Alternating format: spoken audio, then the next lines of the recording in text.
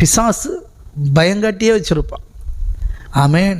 வாழ்க்கையில் முன்னேறாததுக்கு என்ன காரணம்? நீங்கள் எதை எடுத்தாலும் எடுத்துக்கோங்க, பயம் இருந்தால் வாழ்க்கையில் முன்னேற முடியாது. பார்த்துருக்கீங்களா? ஆமாம், உங்களுக்கு சொல்கிறேன். சின்ன பிள்ளையில் சைக்கிள் ஓட்டி சொல்லி கொடுப்பாங்க. கீழே விழுந்துரும், வெட்டுக்காயம் பற்றும், அப்படி இப்படின்னு பயப்படுறவன் பழகவே மாட்டான்.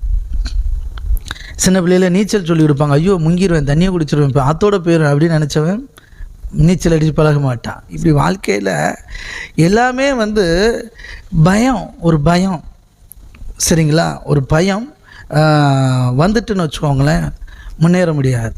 அதனால தான் அப்பா என்ன பண்ணார் அப்படின்னா, அடிமட்டத்துலேருந்து அந்த பயத்தை எடுத்தார். ஆதியில் அந்த பயத்தின் ஆவி தான் மனுஷனை சின்னாபின்னம் ஆக்கிட்டு. பாருங்கள், ஆதாமும் ஏவாளும் தப்பு பண்ணிட்டாங்க. தப்பு பண்ண உடனே ஆட்டோமேட்டிக்காக அவர்கள் பயந்தார்கள்.